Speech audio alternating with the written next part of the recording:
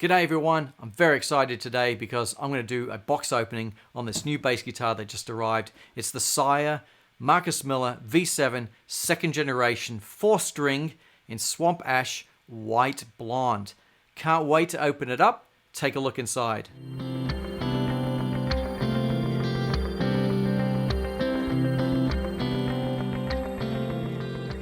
I should say from the outset, this video is not sponsored. I don't have enough subscribers to sponsor me to get my gear. I have to go buy my own. But anyway, I needed to upgrade from this bass guitar that I have been playing for a number of years. It's an Ibanez. It's called the Ergodyne, and it's made of lutite, which means it's possible from this polymer to go and create a weird shape that probably wouldn't be possible with wood. It's a nice bass guitar. It's got some good electronics in here. It's active. But, you know, I speak to my brother, who's a really good bass guitarist. I'm more of a guitarist than a bass guitarist. And I said, what should I get? Because I was thinking maybe I should get myself a jazz bass, a Fender jazz bass. He said, check out the Marcus Miller. They're worth a look. So I went to several guitar stores and played a few of the Marcus Miller. I checked out the 5-string and the 4-string. I was thinking about getting a 5-string, but settled eventually on a 4-string because it's a little easier for me to play. And not being the best bass guitarist in the world, I needed all the help I can get. This model, the V7, is Sire's flagship bass with the signature Marcus Miller sound. So I'm very excited to take a look. But before I do, let's go to the website and I'll show you exactly what I ordered, how much I paid, and all that good stuff. Here's the SireUSA.com website where I ordered my V7 bass. I opted for the ash body at $793, which is $209 more expensive than the older body, which happened to be out of stock anyway. I was looking at all the colors and I really like the Lake Placid blue, and I also like the natural finish. I think that looks really good with this swamp ash, but I think that the White Blonde is my favorite, and that's what I decided to get. If you compare the Swamp Ash White Blonde to the older White Blonde, you can see there's some differences there in the choice of pickguard color, and also the neck looks like a rosewood neck. And I really think that the Swamp Ash in the White Blonde looks very clean and slick, all in white like that. I'm only interested in the 4-string, but there's a 5-string available for another $100. Then I opted in for the gig bag, which was $69. And if you add that to the cart, the total then is $862 before tax. If you go to the checkout, the total was $924.49. So it's not exactly cheap, but still under $1,000 for what I think is going to be a fantastic bass. I ordered the bass on November the 2nd, and it arrived in just 2 days via UPS. I couldn't believe that I got the bass in just 2 days. When I looked at the track information, I found out that it was shipping from Ontario in Southern California, and I live about 50 minutes away from Ontario, so that's the reason why it only took 2 days to arrive. Anybody else who's going to order that bass from another part of the US is probably going to have to wait a little bit longer. But still, I was really impressed that Sire got the bass out that fast. It was like ordering something from Amazon Prime and just getting it next day, so very excited to get it so quick after ordering. Anyway, let's go and open the box. You know, the challenge of ordering instruments online, it's kind of a risk because you never know if the instrument's going to get damaged on the way. So I always check the outside of the box to see if there's any damage. And I'm looking at this one, it's in really good condition. There's just one little knock here in the corner, but it hasn't penetrated through, just a bit of a dent. The rest of it looks really good. And you know, obviously it hasn't had to travel so far, so I'm not surprised that it's in good condition for the short journey. But either way, very important to check before I even open the box to make sure it's in good shape. So let's open this puppy and see what's inside. Very excited to see this. The box is stapled shut and opens pretty easily. There's no tape or anything, so you can see here. This is the case I ordered. Marcus Miller written across here. I'll check that out in a minute. But first, I want to take a look at the guitar. A box within a box. And here we have it. Marcus Miller bass. Alright, so I need to get a knife to open this up. No knife, but a pair of scissors will do. And that looks like it's it. So let's take a peek inside. I get to look first. Oh yeah. All right, I'll let you have a look. All right, so pretty good packaging in here. The box isn't damaged, which is nice, and we've got this nice layer of bubble wrap on top. So I'll move this out of the way, and we can go and take a look at how this is packaged up. Remove the bubble wrap. We've got some foam here, plastic band around the edge, around the headstock, with some tools. Interesting. Allen key, probably for the adjustments of the bridge and saddles. Just this one. Ho, ho, ho, ho, ho. Very nice indeed. They protected the control knobs with a little piece of foam in here, but otherwise looks fantastic. Let's take a closer look at everything on this guitar. Super excited. Looks beautiful. Looks beautiful. Before I get into looking at the bass, I should just show you what is packed in. There's another layer of the bubble wrap here, and inside I found also this metal plate which is used to rest your hand on if you want to fit this to the body of the guitar. I don't think I'll fit this to the bass. I've seen it in some pictures of the bass, but I'm not so interested in fitting that myself. So let's take a look at the body first. It just looks spectacular. I have to say, looking at this close up, it's really, really a work of art. So the theory goes that the swamp ash is quite a lot lighter than the alder, and I can't tell because I don't have an alder with me. And the other differentiator is that the swamp ash is supposed to have a brighter sound. Now, I don't know if that really makes such a difference. I don't see that on my other electric guitars, and it's certainly something I can usually compensate with the EQ. But they do say this is better for slap guitar within the swamp ash because it has the brighter tone through this wood. Here's an overhead view of the body. Just looks beautiful. And as we zoom in here, we can take a look at some of the detail.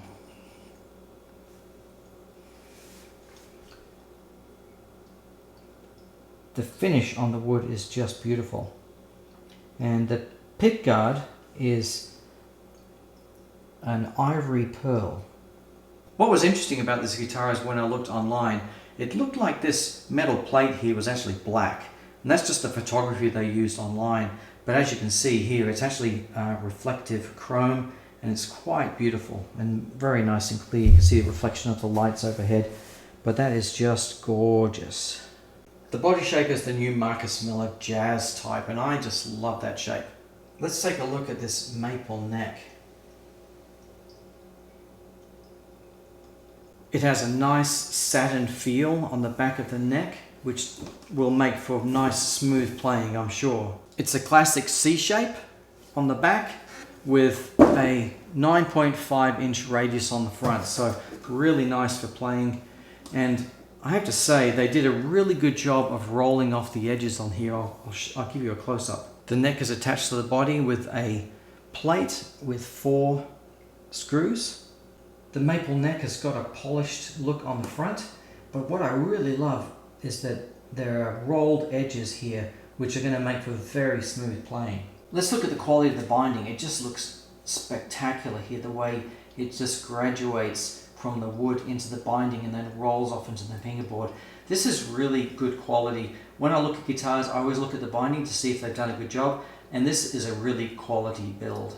And as I look up and down the neck, that quality is just really consistent, really nicely built, all the way up into the body. And you can see where the neck joins the body, it's a very nice snug fit.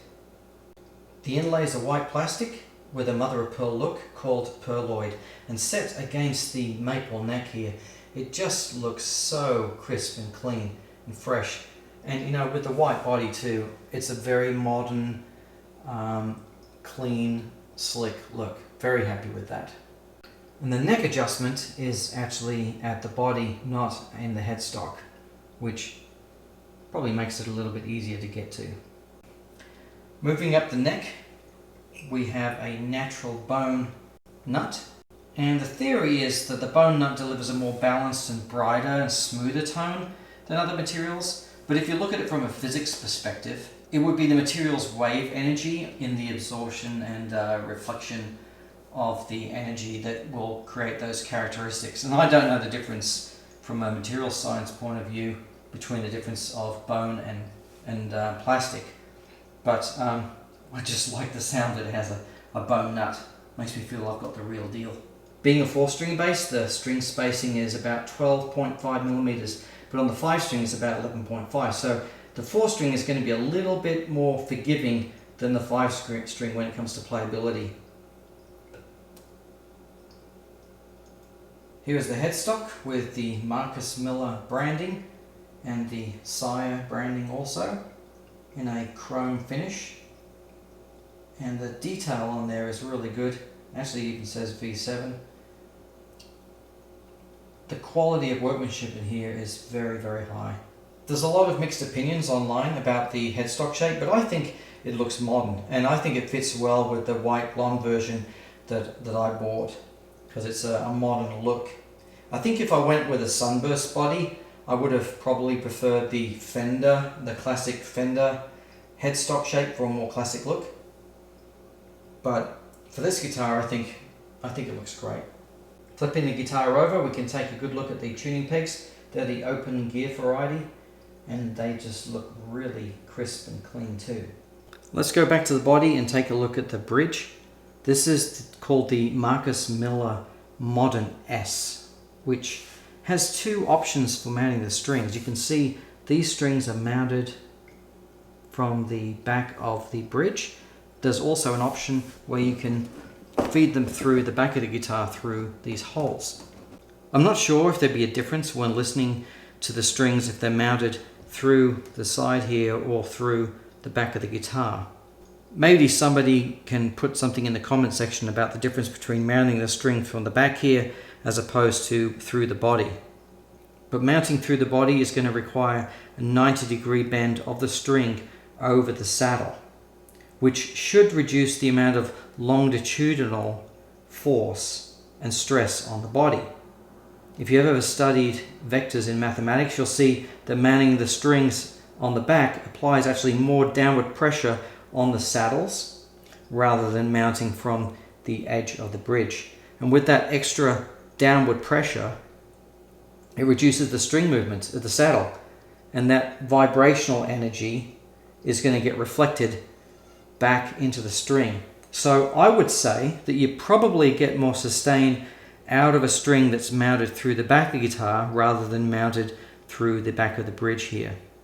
But you'd need some pretty good test equipment if you wanted to measure that scientifically to validate it. So, you know, being a musician, we just want to plug these things in, and if we like them, we play them, right? These saddles are very, very heavy duty metal, and the bridge itself is nice and thick plate, mounted with 4 screws to the body. Very rigid, which is just what you want.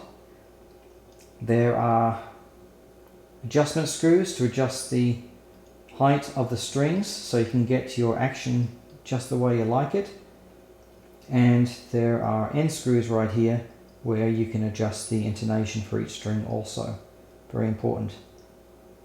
Overall, this is really solid construction, very happy with that, and I'm sure I can set this up really nice if it isn't already set up well itself. Now, onto the pickups. There's some plastic film on the pickups that I'll need to remove at some point. These are called Signature Marcus Miller Super J Revolution pickups, and that's a fancy name for a jazz bass pickup. But the theory is that these are 60s inspired pickups with a clearer sound than the Fender basses because of the spacing between the front and the rear pickups, and also the plain enamel coils that they use. And these Super Js have apparently more punch to them than the vintage J pickups on the V7 vintage bass. And according to Sire, the revolutionary aspect of these in the name is the fact of is due to their windings, because they've got a mechanical technique when they wind them, and it mimics the hand wound coils with all the crossovers and angles on the windings, and that's how they get that sort of vintage tone. In my opinion, pickups have a huge impact on the sound, and if you don't have something good to start with, it's going to be very difficult to correct it later with some EQ and other effects. So getting decent pickups on a bass is very important. It's going to be fun playing around with these controls to check out the various characteristics. First, we have this dual potentiometer volume and tone control with the volume on top and the tone at the bottom. There's no notch on these, they just smooth all the way through. Then we have a pickup blend between the front and the rear. And this time there is a notch right there in the center, so you know that you've got both pickups with the same amount of volume coming from each. Then we've got this parametric EQ for the middle. You can adjust the frequency down the bottom, and then you can adjust the cut or the boost from the top. Now the frequency response of the bottom, you can sweep between 80 Hertz and 2 kilohertz, which is pretty wide. And then you can cut or boost that, which I'm sure is going to be quite nice to be able to scoop out some of the middle if you want that classic kind of funk sound. And finally, we've got this bass control where you can cut or boost the bass, and again, that is also notched. We have this toggle switch here which can activate between passive and active pickups. I forgot to mention that we have got this battery compartment on the back, and so we have two 9-volt batteries in here, so the active circuitry is running off 18 volts. So it requires 4 screws. It's a plastic plate. The only concern about this, of course, is that over time, removing these screws, you might end up stripping the wood, so you've got to be very careful when you replace these that you don't do any damage. So that's it for the box opening. What are my general impressions? Well, very, very impressed. I would not have expected this quality of build for a guitar at this price point. This is under $1,000. It's really well put together. The hardware is high quality. The electronics look really solid, very nice and smooth. The neck feels really smooth too, very fast, especially with those rolled edges there. Just really, really impressed with this bass. I just hope it sounds as good as it looks. So I'm going to put together another video so you can hear it. But until then, I'm going to go and play it myself and have some fun.